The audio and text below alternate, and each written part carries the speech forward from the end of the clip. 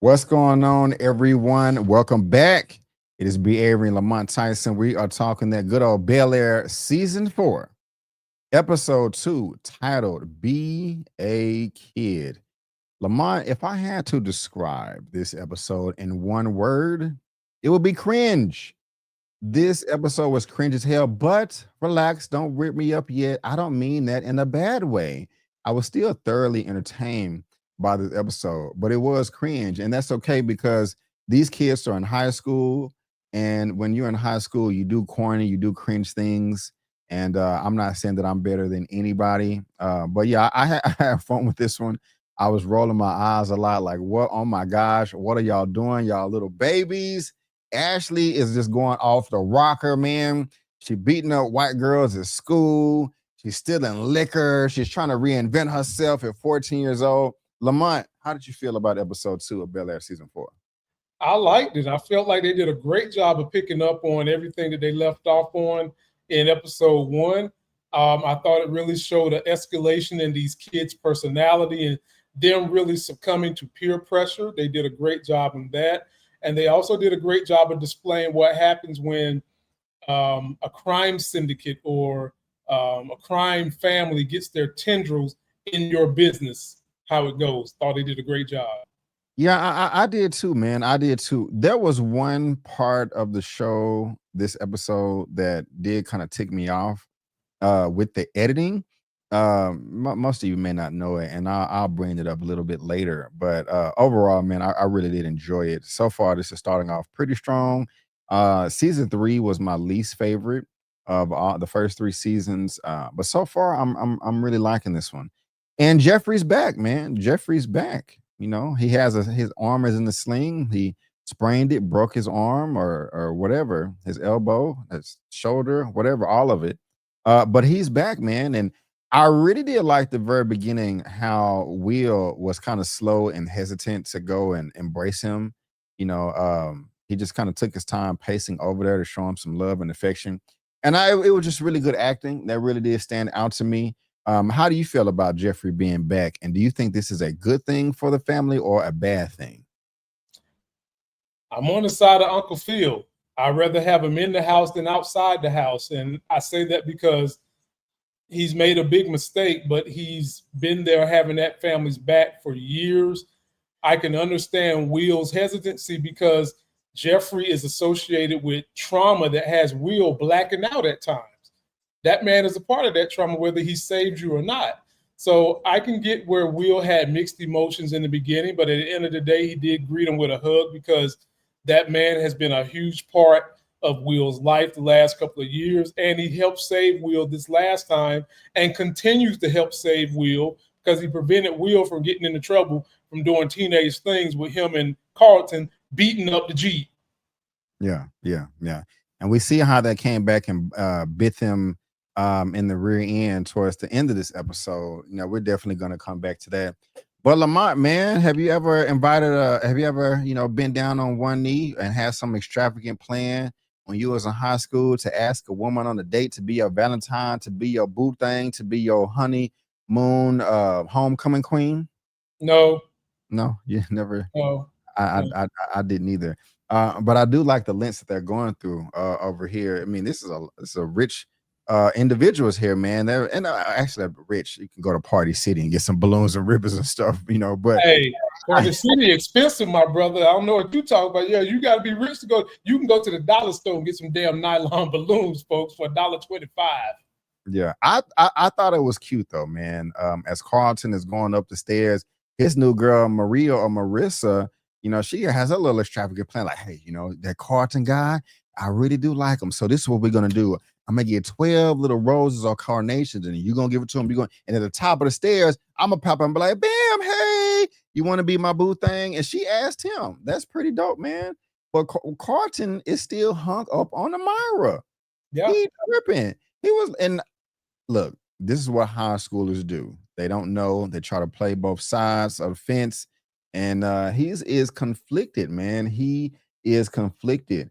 Do you think that he should go back to Amara or he should stay with his new boo thing, Miss Cheerleader Marissa or Mariah?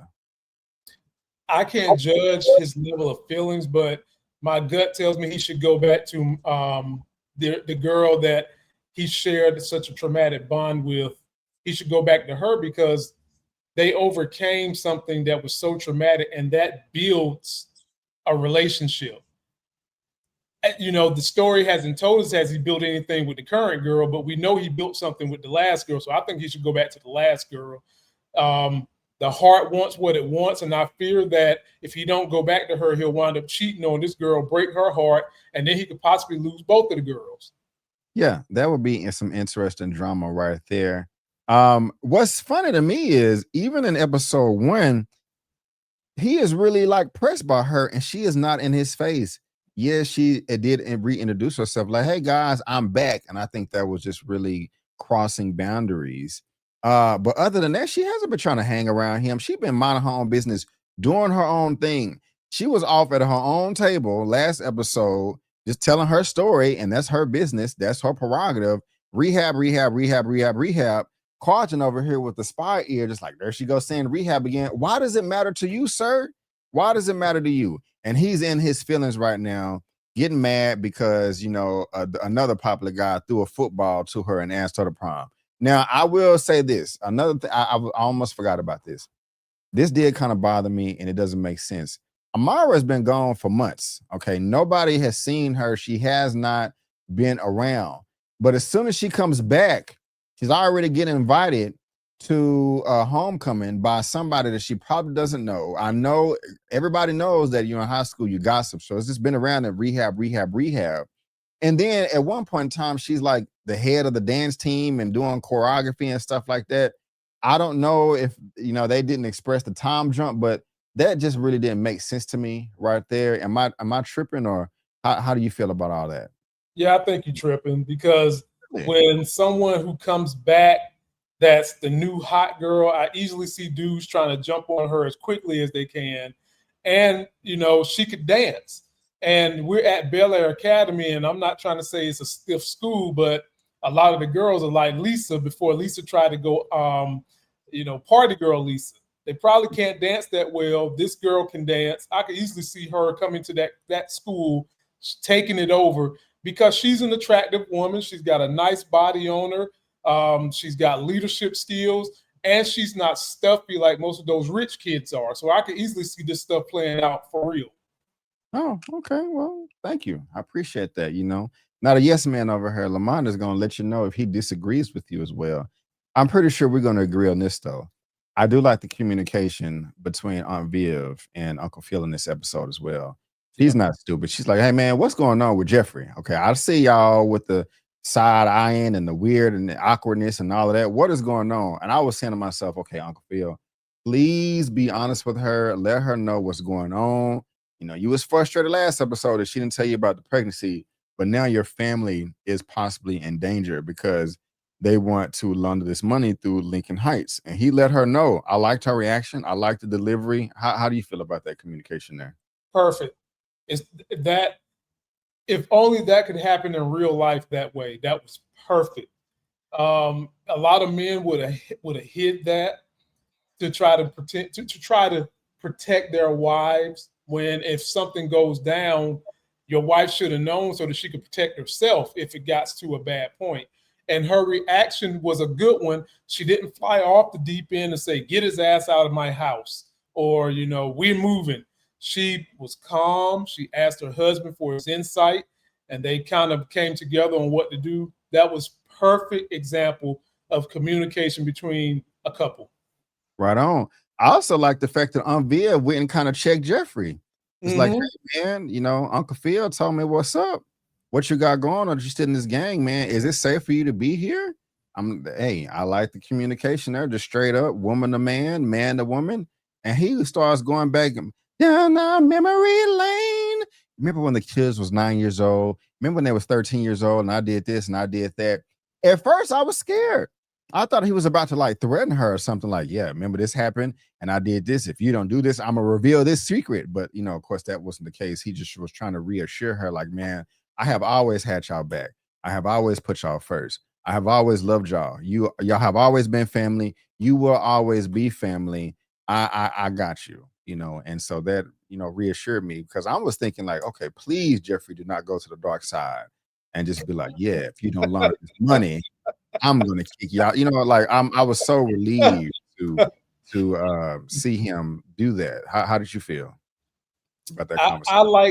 like the way she stepped to him like a grown woman, and I do like the way he stepped back to her like a grown man. Like, sis, I've been here for this family. He even kind of reminded her of he was there when she was giving birth to these kids, Yeah, and life has been good the whole time. You don't just get rid of somebody when life gets tough if they make a bad choice, yeah, when they've had a good track record of making good choices. Too often we see in human society, someone could be making great choices for 15 years, then they have maybe a year or two where they make bad choices, and you're ready to just throw them out. And I like that he stepped to her and reminded her, I am who I am. Nothing has changed just because I made one or two bad mistakes. Love that. right on, right on, right on. Also, let me ask you this, Lamont. I'm pretty sure you can relate. Have you ever had an idea, a business that you wanted to run? You invested so much time, so much energy, blood, sweat, money, passion. You finally launch it, it's taken off, and then somebody comes and tries to snatch it right up under you and steal your identity and just be like, hey, I thought you know what I'm talking about. Will and I was gonna call him Trevor. That's not his name. Will, Drew, and Carlton came up with Black Sis, and I gotta admit the drip was quite nice in here. They had the sweater, the cut off sleeve hoodie and all that. But then the white boys have to come through with their white success or whatever the hell it is. And I gotta say, man, I love the way this Carlton stepped up to him. I was like, wait a minute, Carlton, what is going on, man? His nuts done got huge, big, like take it off right now. I was like, oh up, you know what I'm saying? Like, I, I, where is this coming from? Man, talk about Carlton, talk about the business, the white. I thought about you. And I was like, yeah, Lamont been here before. I'm blabbling or whatever. How'd you feel about that? Because I loved it, bro. Carlton is becoming one of my favorites right now. I love the way they displayed this because it's happening right now in real life. It's And happened to me. And I like the way their little sidekick buddy jumped in too and was about it.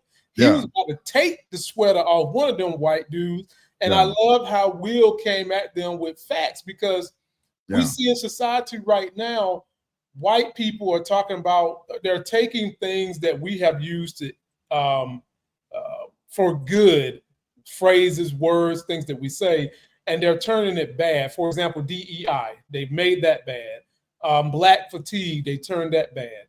And now they like to do things in a manner where, okay, there's a reason why Black people and minorities have to have pride in themselves because y'all have so beaten down our pride to make us think that we ain't shit.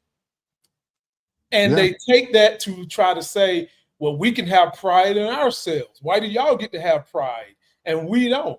Well, damn near every single thing in this country, every holiday construct, every parade is a white celebration of white people. Look at the money, but they yeah. don't think about that. They're so self-absorbed, so narcissistic, and so I need something to make me feel better about myself that they overlook the plight everybody else is going through to make themselves feel better. And I love the way they displayed that. And Will shut them down. All three of those brothers shut that ass down. Yeah, man. I loved it. Will did drop him with the facts. Just talking about, we had to deal with mass incarceration, voter suppression, lack of education, redlining, all of that right there. It was a little preachy on the delivery, but the facts still remain the same. Going all the way back to our first bank after slavery, after the Civil War, the Freedmen's Bank. We took our little pennies that we had, put in the bank, it was taken away. We were not included in the Homestead Act when millions of acres of land. That's my MLK impersonation. When he had that speech. So I loved it, man. And anytime there is black success, and you can go back to Reconstruction, it always follows with white backlash. Yeah. Reconstruction, the Obama years, Trump came through. Oh my God, Obamacare, Affordable Care Act. I'm gutting everything. And so I do like that right there. And it really broke my heart, man. It's like if they don't feel like they have a leg up, they feel like they're being discriminated against, or equality is oppression to them. And so Mhm. no more black sis. We're doing it's some group they called it the all-inclusive group, and we can't wear any type of paraphernalia that's racially sensitive to other individuals. Hey, if you could be proud of your race, yeah, I don't want to repeat the whole episode, but yeah, I love that right there. That was definitely a highlight to me. So shout out to the writing to deliver those messages. But about that, one of the things that did kind of bother, I don't want to say it bothered me, but I wanted them to flesh out a little bit more is I like the fast reaction that they're like, okay, we can't do what we want to do at this school function homecoming. Let's just do our own. I kind of was interested in seeing the response of other classmates in the school or the faculty, like if they tried to shut that down, because it was off site. I was like, okay, if y'all, you can't do it on campus, you have to do it off campus. But I still kind of wanted to see a response from the general public as far as that's concerned. um how do you feel about that? Is that something that you want to see too, or you good on where they went in the direction of the show by No, I not? would have loved to seen the general public, because then you would have had, protests. You could have seen a clashing of adults, not kids, and it would have made for some good entertainment if written well. So I would have loved to have seen some more of that as well. I'm with you on that one. Yeah, I think it was a missed opportunity. And so y'all let us know what y'all think about that as well. Now earlier when we started this recap, I said that something bothered me for with the editing, but they kind of came back and they addressed it when they was coming up with the idea to throw their own homecoming party. We heard some commotion in the background, and actually, you know what? Let me press pause on that. I'm gonna come back. I'm skipping a part in episode 1. We talked about this. I like the fact that Will and Carlton was having their sisters and cousins back, Ashley, when Eli, the non-binary character, was hugging and kissing on Ashley in the hallway, and they checked him. We talked about Bad Boys 2 and all that hot jazz right now. I don't know what made him think that outfit that he had on was attractive or appealing. I mean, do what you do, but that was one of the worst outfits I've ever seen in my entire life. I mean, dude just looked like an upside down, inside out fruitcake. I don't know what he was wearing with those sleeves. And this is not an attack on anybody with a different sexual orientation, gender identification, sexual identification different than mine. But that just stood out to me like, man, what the hell? But anyway, he pulled out his little ukulele. Ashley, won't you date me, girl? She's like, yes. And then the white girl came out over there hating, like, Ashley, she's dating him. She's dating what she say? A her. Damn, She's dating a damn. damn trifling, backstabbing bitch, and walked off.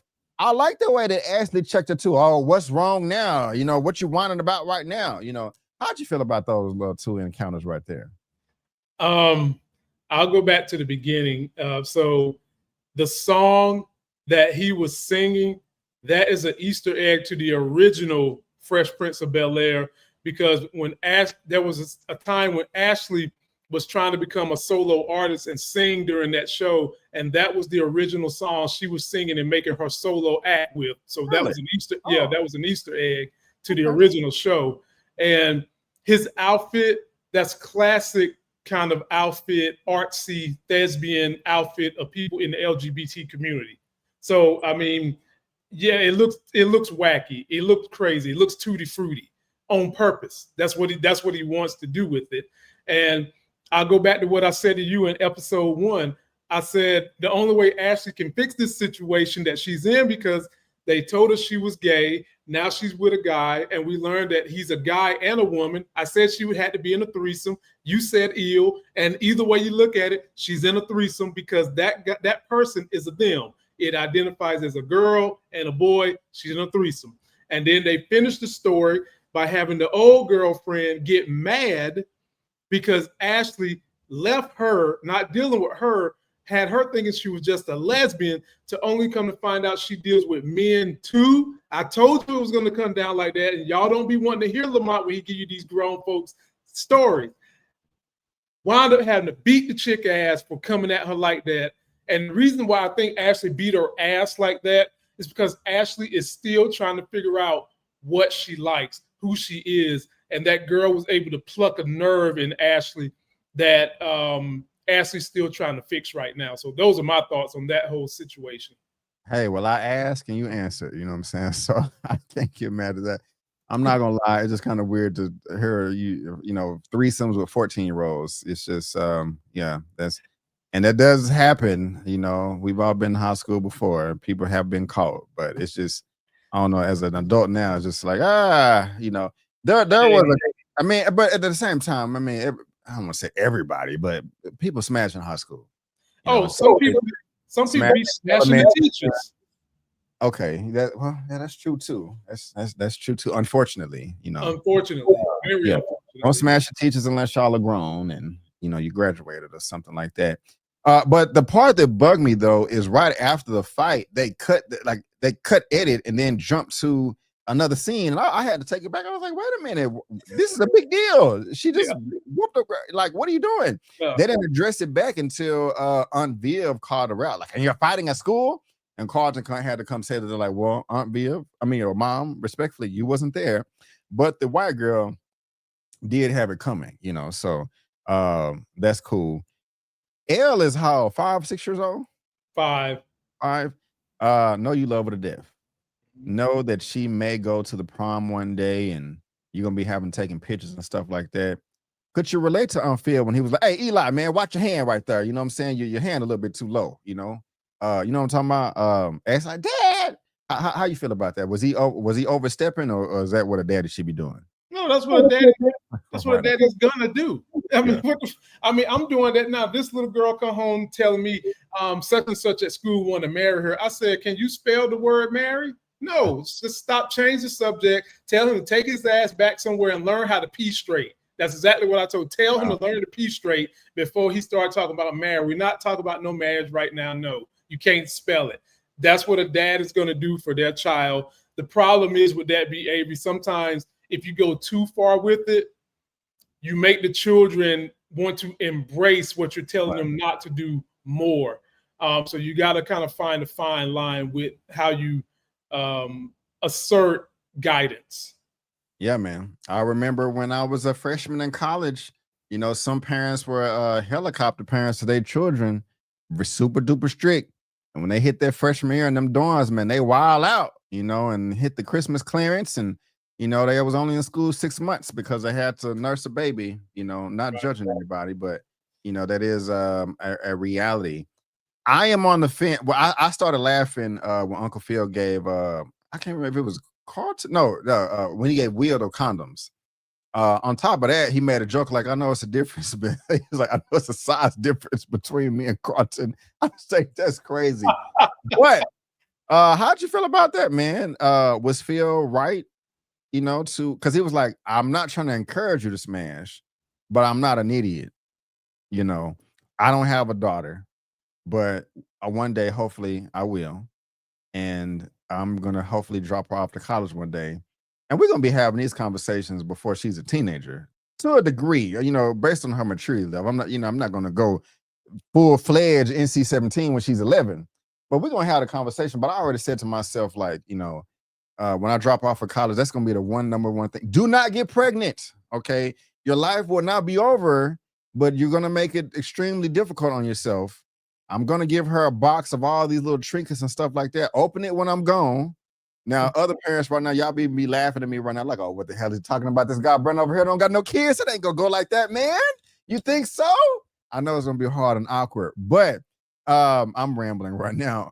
How did you feel about Uncle Phil giving Will condoms? And is that something that you think you can do yourself too? And if I'm getting too personal, let me know. But is that something you think you can do to baby L and baby wait, both your kids, your daughter's name is L. Yeah. Your son's name is Ellis. LS. Okay, I knew it was close, but yeah, take the wheel. Take the wheel. Absolutely, you need to have those conversations, especially with seniors. You, as you said, those conversations you're going to have to start having based on maturity level as a 5th grade when they start teaching sex education. Mine starts getting curious. You got to start explaining to them the consequences of sex, how it can have not just physical repercussions, but sex can have deep, daunting mental repercussions, which is something they never taught us when we was kids. They didn't teach you about some of the mental repercussions that can come from messing around sex and the things surrounding sex. And so as they get older, you talk to them about that. And when they get to be of age where you kind of know they're going to be doing these type of things, yeah, you ask them or you give them the protection they need, whether for women it's an IED or it's birth control pill, whatever it may be that they are comfortable with receiving. You try to make sure you put it in place for them so that they don't have to deal with the issues of babies, and in some cases, more importantly, STIs is what they're calling them now. Back in my day, they were STDs. And I used to say KIDs. You don't want to deal with none of them. Right on. I'm not gonna. I will spare y'all the details, of course, but I remember the first time one of my parents told me about masturbation. I was like, "Oh my god, that's gross! I'm never gonna do that." And one of my parents looked at me like, "Yeah." And then I remember the first time I heard it at school. It was from this girl. I remember this like it was yesterday. She was like, yes, I think I can't remember if I was in 5th or 6th grade, maybe it was junior high. It was 5th, 6th, or 7th grade. She was like, women masturbate with pencils or carrots. I didn't know. Now we all know that hopefully there ain't women out there that use pencils and carrots. But Right. that was one of the first times I've ever heard about masturbation. And it took me a while to realize not a while, but I had to learn that that's not exactly how it works. But that's why education is important, because pencils and carrots is not ideal. I don't even want to say that's a last resort. That's a never resort. Bro, what I want to know is what end of the pencil did she use? It did she use the on the end? What did she do? Did she use the sharp end on the girl? That's dangerous. Yeah. Get Yeah. lead poisoning. That's wild right there. I started this episode off talking about cringe, man. I'm gonna be honest with you, Lamont. Yeah. I know that these are adults. I like, for example, you was talking about Lisa last episode. She was born in 99, so she's 26 years old. Yeah. But she's playing a 17, 18-year-old. It's still a little weird for me, the all of the sexuality of teenagers. Yeah. Now, towards the end of the episode, where Will and her were in the broom closet in the garage getting it on, and I have some commentary there. We're gonna come back to that. I wasn't bothered by that. That's realistic because we just said 5-10 minutes ago that people in high school do smash. That's just, I'm not saying that it's okay, but it's normal. But all of the gyrating and the dancing and them coming out with the uniforms, and it was just a bit much for me. I was just like, it was just a little weird, Am I tripping, or did you feel the same way? Like you said, everything's just it's an opinion. It's just how you feel. I mean, it took me back to my high school day and reminded me of a situation where, for them, they got caught, but it wasn't trouble. I got caught and it was trouble. Coming from behind like a closet bleacher section and got caught with literally with my pants down. So it reminded me of what happened in high school. And I just know that these things happen to people in high school, whether you want to deny it or not. And no, it's not. You're not tripping to be cringy, but I've lived through the experience. I've seen people go through the experience, so it doesn't cringe me as much. But I think the way they handled it in this episode was about as tasteful as you're going to get for some high school kids. Well said, sir. I like your take there. And they do move fast in this episode, man. When one thing goes awry, they're like, "Hey, let's throw our own party. We got outfits, we got sunglasses. We got all this." I'm like, man, like Y'all got everybody on speed dial to put all these outfits together, but you know, I mean, you got to suspend your disbelief just a little bit. I'm nitpicking here and there. Now, I kind of want to stay here. No, I don't want to talk about next. I want to go to real quick, Jeffrey and Uncle Phil. Mhm. Do you think they're gonna make it in this episode, or do you think their friendship is gonna fall apart in No. the season? They're gonna survive. Friendship is gonna survive. The one thing that I thought was gonna tear them apart was that Jeffrey was gonna go behind his back to launder the money. But now that they both understand it is what it is, the friendship is gonna survive. Whether or not the business is gonna survive, whether or not the new character they introduce is gonna survive, whether or not Uncle Phil's partner is gonna survive, those are things that are all in question. I don't know, bro, but they got the gang syndicate coming through and wrecking the house, man. I mean, they are rich as hell. They got through their security system, you know, like it was nothing. Mhm. You got your family to look after, man. Sometimes you may have to love somebody from afar. Now, I'm not saying that I would do that. I'm not saying that I would just abandon my friends like that. I'm not saying that at all. But you know, decisions have to be made, man. What would you do if you come home and your home is ransacked like that? Well, Phil made the decision. He made the decision that the only way he's going to be able to protect his family is to launder that money. You think that's the best decision?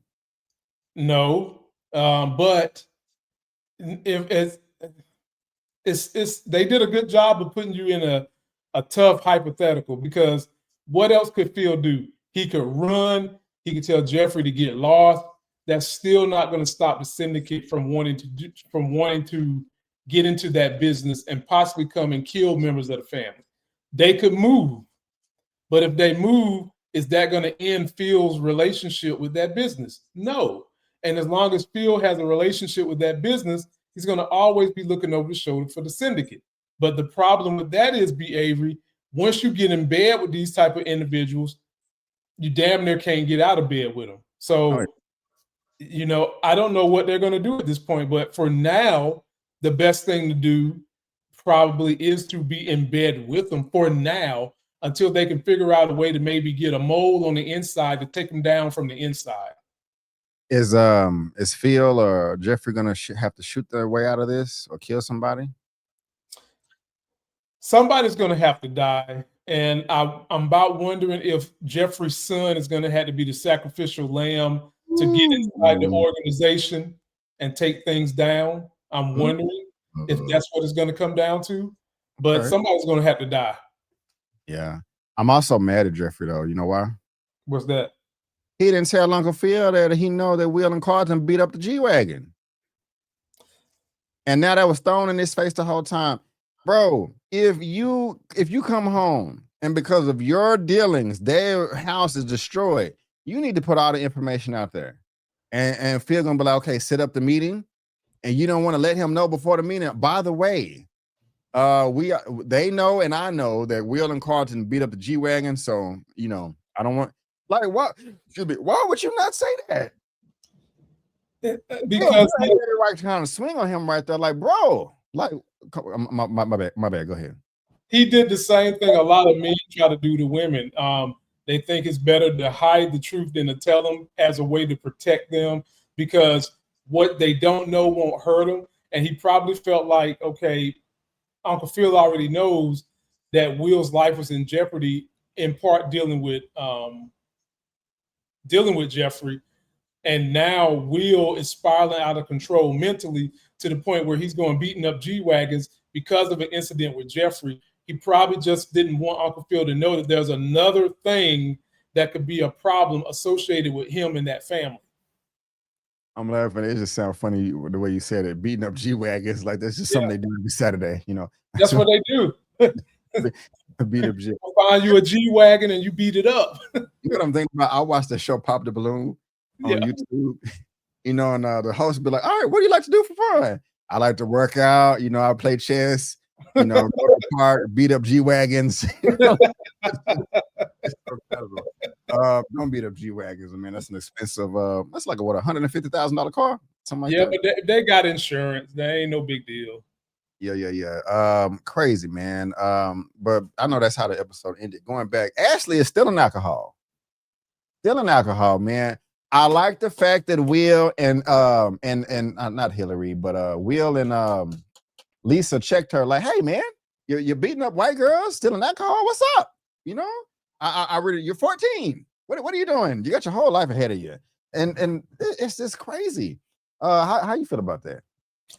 Like I said, they had this episode was about a lot of these kids trying to define themselves based on peer pressure and the things going on around them. Like Lisa, for example, she's known as good girl Lisa.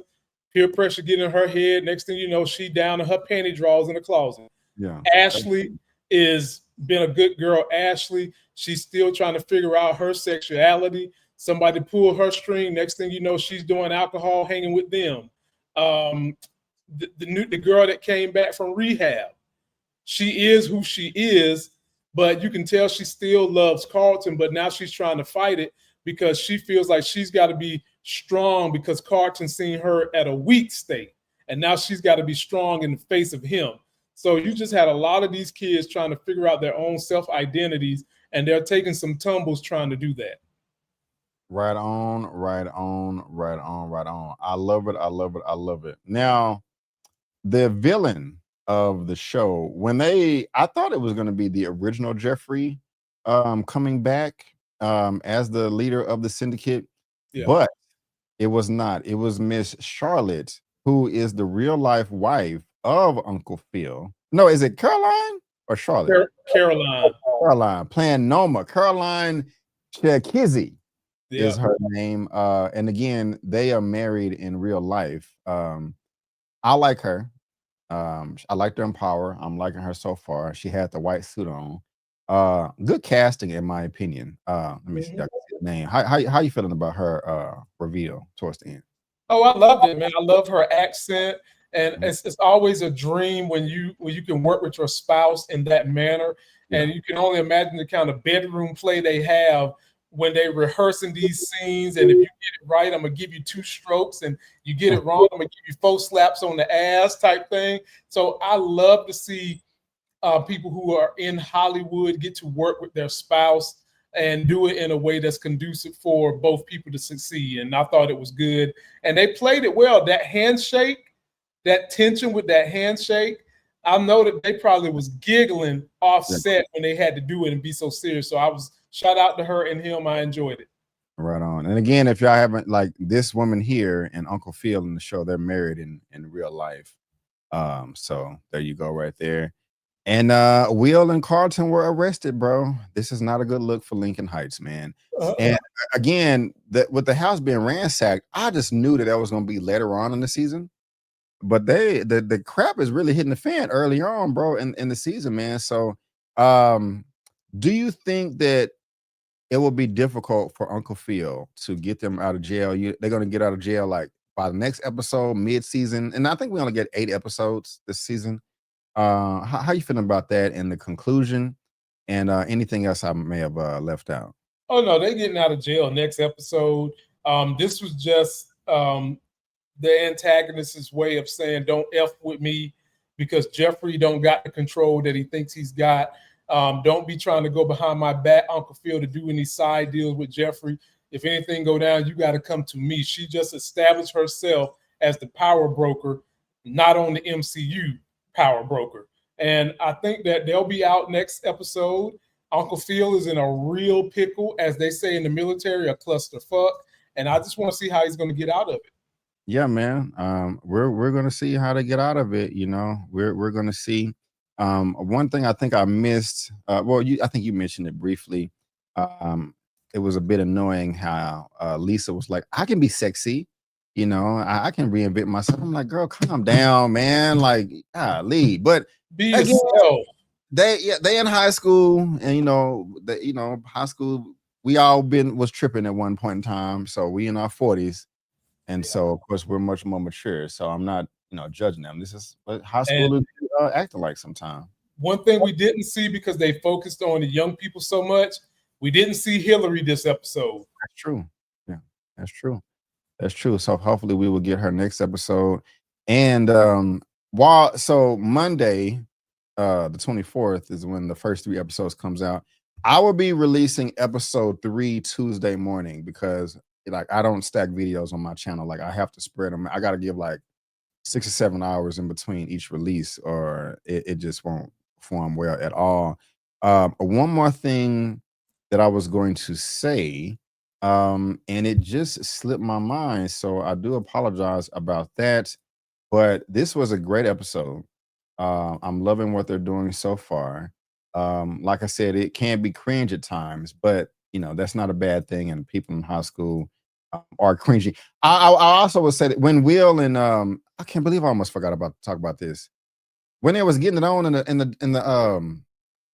the garage or the closet, that wasn't comfortable. Them flying back and forth, knocking over stuff. I'm like, man, if you don't calm your asses down, ain't no way in hell I would have came out there and accepted my award as the homecoming king or queen without zipping up my zipper.